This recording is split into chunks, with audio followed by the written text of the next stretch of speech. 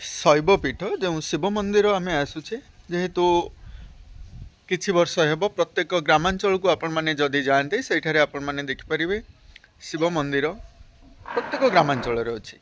आज आम ये दुआरिया शिव मंदिर आस आम बुली जावा। शिव मंदिर मान सब गढ़ी उठी किंतु ये दुआरिया ठारे आमर शिव मंदिर आम शिवलिंग प्रत्येक मंदिर को गले आम शिवलिंग पूजा करुवार देखीचे किंतु ये आपण मैंने देखिपारे शिवलिंग सहित शिव पार्वती प्रतिमूर्ति पूजा पाऊँच। शिव को बा महेश्वर भोलानाथ को आम मैंने संहारकर्ता बा विनाशकर्ता बोली कही रखुचे। कहीं आम प्रभु को विनाशकर्ता कही था से विषय में आलोचना रखा।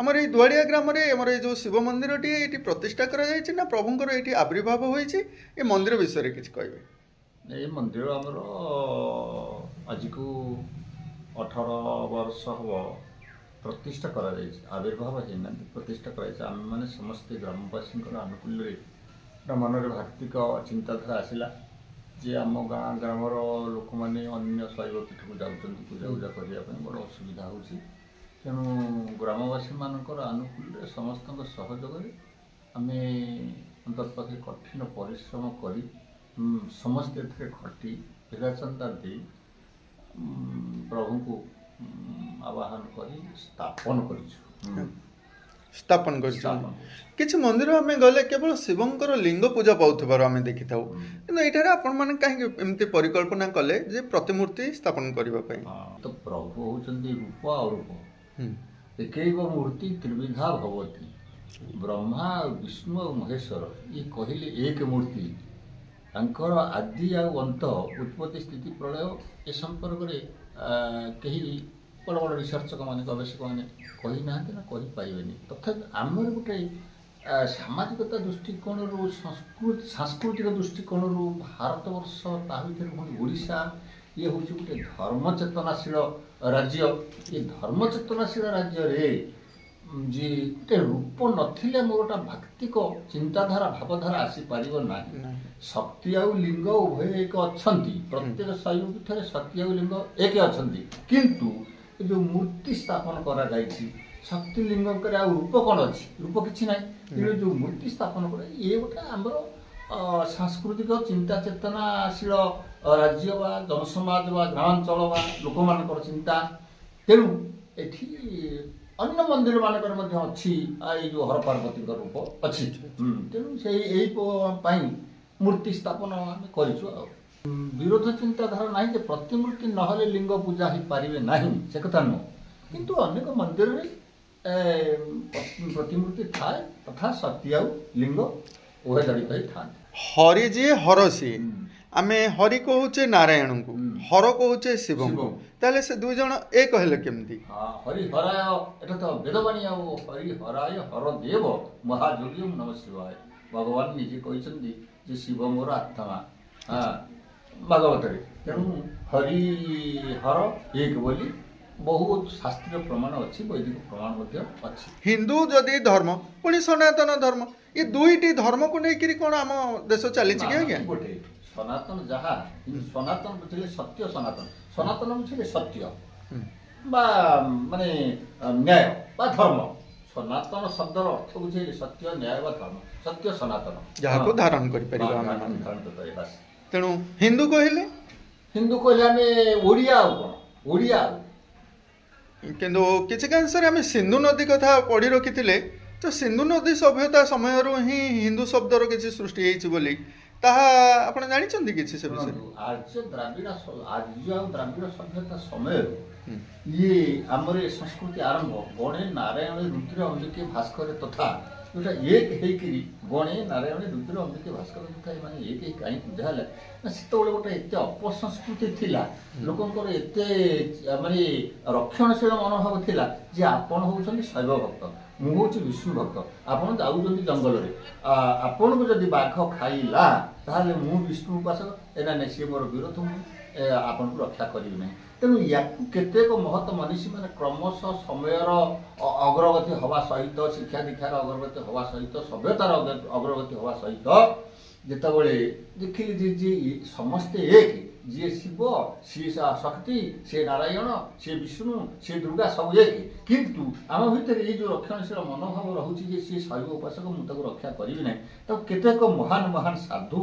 एम सब चिंता कले ना या समष्टिगत भाव में गणे नारायणे रुद्रे अंबिके भास्करे तथा या सामूहिक भाव में एक समस्त आम एक किंतु आत्मकेन्द्रिक व्यक्ति व सात्विक चिंताधारा व्यक्ति व दैवी चेतनाशील व्यक्ति माने या सब चिंता करें अरे समस्त सामान ये भाई जहाँ मु जहाँ ये पुओ जहाँ ये घर जहाँ ये सब सामान तेणु बर्तमान ये तो जुग अनुसार कली जुग बर्तमान कली जुगर प्रभाव अंतपक्षे लोक प्रबल भाव पड़े लोक अज्ञान अंधकार भितर रही जाऊँ आज्ञा से कलिजुग कही कही तो आज पर्यंत आम आसीगले ये कलिजुग कौन अंत रही कि आज्ञा हम आज्ञा कलिजुगर अंत हम तार समय दरकार कलिजुगर अंत कौन हम प्रत्येक जुग तो अंत होती सत्य ठार त्रेता द्वापर प्रत्येक जुगर अंत होती तेणु कलिजुग अंत न हम कहीं कलिजुग अंत हम तथापि आपण मन रखु ये दम्भर सहित कहीपे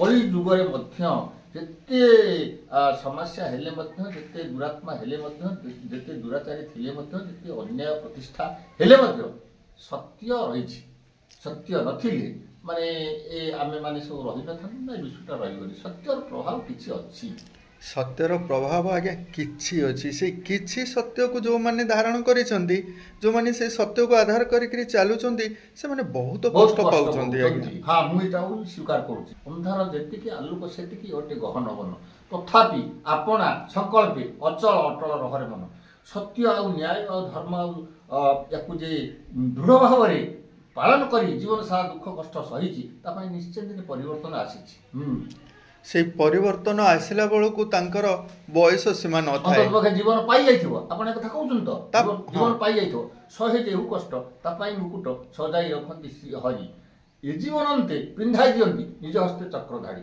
अंततपक्षे मनुष्य ये तो माने जन्म मृत्यु चक्र सब आसुची जदि भी कहार परमायु शेष हो जाए ताहले ये जीवन अंते पुणी से जो सत्य से जो निष्ठा से जो धर्मतार आमर जो क्रियमाण संचित प्रारब्ध कर्म अनुसार से पुणी ताकू भगवान निजे तार सत्यतार फल देवे आम समाज रे चलिबा पई हेले सत्यर आवश्यकता अछि किंतु सत्य को धारण कर पारु नाहंती आमर वर्तमान किसी लोकमत अच्छी तो कलिजुग को धारण करिथिबा मनुष्य सभ्यता बा मनुष्य माने से माने कहि रखंती तो कली रे कली करबानी तो कौन करवा तो से मानकु नना टिके पदे आज समाज पई किछि वार्ता दियंतु आमे जानुछे हिंसा कपट क्रोध लोभ अहंकार ए सब होछि ए सब आम प्रति भल नुहे आमे जानि मध्य आमे लोभ करूछे आमे अहंकार रे बुड़ी रहउछे आमे ईर्षा परायण होई जाउछे ए सब काहे कि आज्ञा आमे कोन जीवन सारा आमे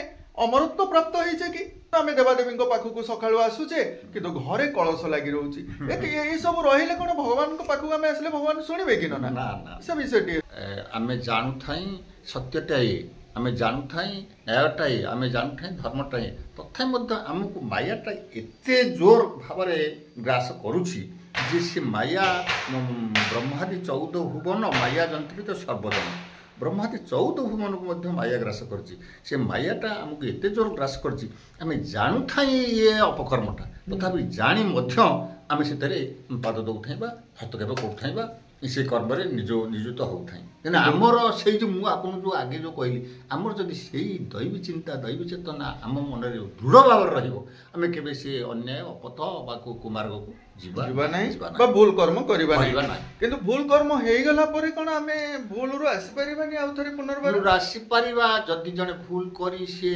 अंततपक्षे ता निजु निजे अनुसूचित हबो चिंता करिवो एवं सेतिपाई मार्जना करिवा से प्रभु पाखरे क्षमणीय क्षमा प्रार्थना करिवो अंततपक्षे प्रभु ताको क्षमा दे पारंत भूल सबुर दोषर तो दंडवा शक्ति जार थाई से पुणी क्षमा आचरी दंड दबार शक्ति जार से क्षमा शक्ति अछि तार किंतु भूल रो मार्जना करिवा पई पड़ियो जे मु जानुछि आपण जने मु जने ब्राह्मण आपण मते दी कथा कहिली जदि आपण मते क्षमा कि मु आपण क्षमा दे पारे ନିଜେ ଆମେ ଭୁଲ କଲା ପରେ ଯଦି ଭୁଲ କ'ଣ କରିଛୁ ବୋଲି ଆମେ ଅନୁତପ୍ତ ତାହେଲେ ସେଠି କ୍ଷମା ପାଇଗଲା।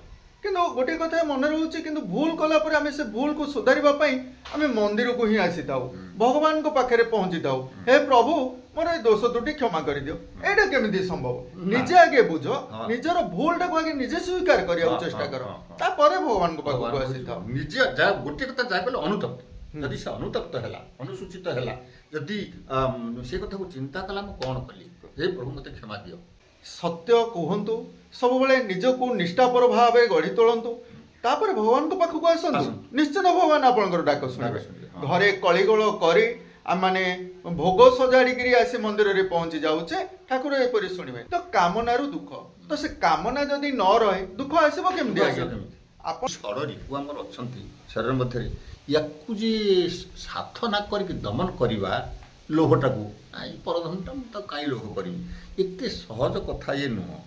ଆଉ ତେଣୁ ଏଇ ଯେଉଁ ଲୋଭ ମୋହ ଆମକୁ ଗ୍ରାସ କରୁଛି, ତେଣୁ ଏଇଗୁଟାକୁ ଆମକୁ ଛାଡ଼ୁନି, ବା ଆମେ ଟିକେ ଅପକର୍ମକୁ ଚାଲି ଯାଉଛେ, ଟିକେ ଲୋଭକୁ ଚାଲି ଯାଉଛେ, ସବୁ ଜାଣିକିରି ମଧ୍ୟ ଅବାଟକୁ ଚାଲି ଯାଉଛେ, ଏହା ହେଉଛି କଥା। ତଥାପି କଳି ସମୟ ପାଇଁ ଏହା ଘଟୁନି ତ, କଳି ଯୁଗ ପାଇଁ ବୋଲି କହୁଛନ୍ତି ଯୋଉ, ନା ସେମିତି ନୁହେଁ। ତଥାପି ମଧ୍ୟ ବୈଦିକ ଚିନ୍ତା ଚେତନା ଧାରଣା କଲେ, ପୌରାଣିକ ଚିନ୍ତା ଚେତନାକୁ ଧାରଣା କଲେ କଳିର କିଛି ପ୍ରଭାବ ଅଛି। ସେ ତ ଯେ ସତ୍ୟ କହିବ ସଭାରେ ହାରିବ, ତା ପକ୍ଷ ନହିବେ କେହି, ଅଚ୍ୟୁତ ମହାପୁରୁଷ କହିଲେ। ଯେ ସତ୍ୟ କହିବ ସଭାରେ ହାରିବ, ତା ପକ୍ଷ ନହିବେ କେହି। ଏଠି କଳିର ପ୍ରଭାବ ନା, ଆମେ ଯୁଗର ପ୍ରଭାବ ଆମେ କହିବା ନା। ଆଉ ତେଣୁ ଯେଉଁ 3 ପଦେ 4 ପଦେ ଧର୍ମରେ ସତ୍ୟ ଚାଲିଥିଲା, 3 ପଦେ ଧର୍ମରେ ତ୍ରେତା ଚାଲିଲା, 2 ପଦେ ଧର୍ମରେ ଦ୍ୱାପର ଚାଲିଲା, ଏଠି 1 ପାଦ ଧର୍ମ। ଏଇ ଯେଉଁ କଥା ଆପଣ କହିଲି, ସତ୍ୟଟା କିରେଦଂଶରେ ଅଛି। ସତ୍ୟ ନଥିଲେ ଏ ପୃଥିବୀ ରହିବ ନାହିଁ, ସୂର୍ଯ୍ୟ କିରଣ ଦେବେ ନାହିଁ, ଚନ୍ଦ୍ର ଉଦୟ ହେବେ ନାହିଁ, ବା ପବନ ବହିବ ନାହିଁ, ଆମମାନଙ୍କର ମାନେ ଅସ୍ତିତ୍ୱ କିଛି ରହିବ ନାହିଁ, ସତ୍ୟ ଯଦି ନଥାନ୍ତା।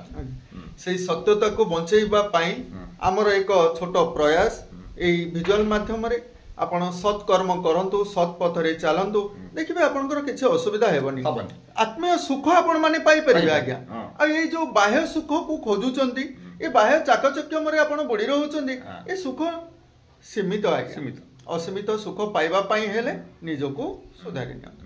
ହଉ ନା, ବହୁତ ବହୁତ ଧନ୍ୟବାଦ। ଆମେ ଜାଣୁଥିଲେ ଅତୀତ ସମୟରେ ଶିକ୍ଷାର ଅଭାବ ଯୋଗୁଁ ଆମ ଲୋକମାନଙ୍କ ମଧ୍ୟରେ କିଛି ଜାତି ପ୍ରଥା ସବୁ ରହିଯାଇଥିଲା। ଲୋକମାନେ ମାନେ ଗ୍ରାମାଞ୍ଚଳରେ ମନ୍ଦିରକୁ ପ୍ରବେଶ କରିପାରୁନଥିଲେ। ଲୋକମାନେ କିଛି ଅଂଶରେ ସଚେତନ ହେଲେଣି ଏବଂ ମନ୍ଦିର ପ୍ରବେଶ ମଧ୍ୟ କରିପାରୁଛନ୍ତି। ଏ ଯେଉଁ ହୀନ ମାନସିକତା କାହିଁକି ଲୋକମାନଙ୍କ ପାଖରେ ଏତେ ଦୂର ଆସୁଛି ଆଜ୍ଞା? ହୀନ ମାନସିକତା ଗୋଟେ ଆବାହମାନଙ୍କର ଆଜ୍ଞା, ଏଇ ଯେଉଁ କୁଚିତ ଚିନ୍ତାଧାରା ଲୋକମାନେ ରହିବେ, ତଥାପି ସେଟା କିଛି କିଛି ପରିବର୍ତ୍ତନ ହେଲାଣି। ଆମର ଏଇ ମନ୍ଦିରକୁ ସେଭଳି ଭାବରେ କିଛି ଆକଟ ନାହିଁ ଆଜ୍ଞା। ଶିବ ହେଉଛନ୍ତି ସର୍ବହରା ଠାକୁର, ଦରିଦ୍ର ଠାକୁର, ଶ୍ମଶାନବାସୀ ସିଏ। ଆଚାଣ୍ଡାଳ ବ୍ରାହ୍ମଣ ଶିବ ମନ୍ଦିରକୁ ଯାଇପାରିବେ। ତେଣୁ ଆମର ଏଠି ସେମିତି କିଛି ନାହିଁ। ଓଡ଼ିଶାର ବଡ଼ ଠାକୁର ଯେ ଜଗନ୍ନାଥ, ଜଗନ୍ନାଥ ମଧ୍ୟରେ ମଧ୍ୟ ସେମିତି ଚାରାଧାରା ଏସବୁ କୁଚିତ ଚିନ୍ତାଧାରା ନାହିଁ। କେବଳ ହିନ୍ଦୁ ଧର୍ମକୁ ଛାଡ଼ିଦେଲେ, ଓଡ଼ିଆକୁ ଛାଡ଼ିଦେଲେ ମୁସଲିମ ହয়ତ ପ୍ରବେଶ କରି ନପାରନ୍ତି, କିନ୍ତୁ ଜଗନ୍ନାଥଙ୍କ ମନ୍ଦିରରେ ଚାଣ୍ଡାଳ ବ୍ରାହ୍ମଣ ଯେଉଁଟା ଆମର ଲେଖେ 36 ପାଟଗତ ହିଁ, ଜାତି ଭେଦାଭେଦ ନାହିଁ, ଜଗା ଲଗାଇଛି କେଡ଼େ ସୁନ୍ଦର। ଚାଣ୍ଡାଳ ସ୍ତରୁ ବ୍ରାହ୍ମଣ ଖାଇବ, ବ୍ରାହ୍ମଣ ସ୍ତରୁ ଚାଣ୍ଡାଳ ଖାଇବ, ସେ କ୍ଷେତ୍ରରେ। ତେଣୁ ସିଏ ଆମର ସର୍ବଶ୍ରେଷ୍ଠ ଏବଂ ତାରି ସଂସ୍କୃତିରେ, ତାରି ନୀତିରେ, ତାରି ନିୟମରେ ଆମେମାନେ ଚଳୁଥାଏ। କିନ୍ତୁ ଗ୍ରାମାଞ୍ଚଳରେ ଯେଉଁ କୁଚିତ ଚିନ୍ତାଧାରା ସବୁ ରହିଛି, ଟିକେ ଟିକେ, ବେଶୀ ଆଉ ନାହିଁ, କୁଚିତ ଚିନ୍ତାଧାରା ରହିଛି। ଏ ଯେଉଁ ଜାତି ପ୍ରଥାଟା, ଏ ଜାତି ପ୍ରଥାଟା କିଛି ନୁହଁ। ଜାତି ପ୍ରଥାଟା ହେଉଛି କର୍ମ। ମୁଁ ଗୋଟେ କଥା କହିବି ଆପଣଙ୍କୁ, ପାଲାଗାୟକ ରାମଚନ୍ଦ୍ରଙ୍କ ରାଜ୍ୟରେ ଜଣେ ବ୍ରାହ୍ମଣ ପୁଅକୁ ସର୍ପଦଂଶନ କଲା। ଆଚ୍ଛା, ବ୍ରାହ୍ମଣ ପୁଅକୁ ଯଦି ସର୍ପଦଂଶନ କଲା କାହିଁକି? ସେଠୁ ସେ ବ୍ରାହ୍ମଣ, ରାମ ଭଳିଆ ରାଜା ମୋ ପୁଅକୁ ସର୍ପଦଂଶନ କଲା, ଧିକ ଏ ରାଜତ୍ୱ, ରାମଚନ୍ଦ୍ରଙ୍କ ରାଜ୍ୟରେ ଏଇଭଳିଆ କଳଙ୍କ ଲାଗିଲା। ରାମଚନ୍ଦ୍ର ବିଚାର କଲେ, ଏ ରାସ୍ତାରେ ଯେଉଁ ବ୍ରାହ୍ମଣ ପୁଅକୁ ସାପ କାମୁଡ଼ିଲା, କାହିଁ କାମୁଡ଼ିଲା? ନା ରାସ୍ତାଟା ଅଳିଆ ହେବାରୁ, ଗଛ ମାଛ ଲଟାପତ୍ର ହେବାରୁ ସାପ ତା ଦେହରେ ରହିଲା। ୟାର ଦାୟିତ୍ୱରେ କିଏ ଥିଲା? ନା ଦାୟିତ୍ୱରେ ଥିଲା ଜଣେ ଶମ୍ଭୁକ ନାମକ ଜଣେ ମାନେ ବୈଶ୍ୟ, ଶୂଦ୍ର ଜଣେ ଶମ୍ଭୁକ ନାମକ ଏ ସେବାରେ ଥିଲା। ଏ କର୍ମରେ ତାକୁ ନିଯୁକ୍ତ କରାଯାଇଥିଲା।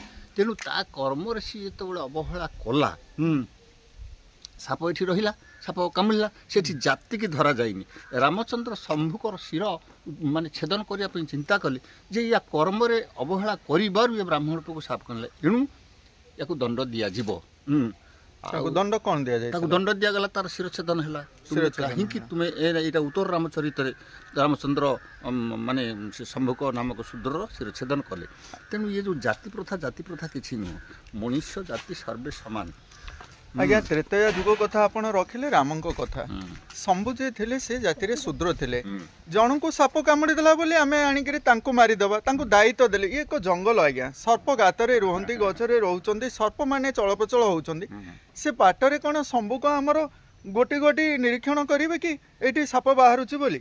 ସର୍ପ ଦଂଶନ ସହିତ ତାଙ୍କର ଯେଉଁ କିମ୍ବଦନ୍ତୀ ଆପଣ ରଖିଲେ, ଠିକ ଅଛି, ହୁଏତ ଆପଣ ସେ ବିଷୟରେ ଜାଣିଛନ୍ତି, ଆମର ନଲେଜ ନାହିଁ ଏତେ, କିନ୍ତୁ ଏତିକି ଆମେ ଜାଣିପାରୁଛେ ଏଇ କଥାରୁ ତ୍ରେତୟା ଯୁଗ ଶମ୍ଭୁକ ଶୂଦ୍ର ସେ ଥିଲେ ଜଣେ ମହାଜ୍ଞାନୀ ଆଜ୍ଞା। ଆପଣ ବିଚାର କରନ୍ତୁ, ସେ ମହାଜ୍ଞାନୀ ଆଉ ପଣ୍ଡିତ, ସେ ଶୂଦ୍ର ଘରେ ଜନ୍ମ ହୋଇଥିବାରୁ ତାଙ୍କ ଶିରଚ୍ଛେଦନ କରାହେଲା ବୋଲି ଲୋକମତରେ କିଛି ଏକାଂଶରେ ଆମେ ଜାଣି ଆସିଥିଲୁ।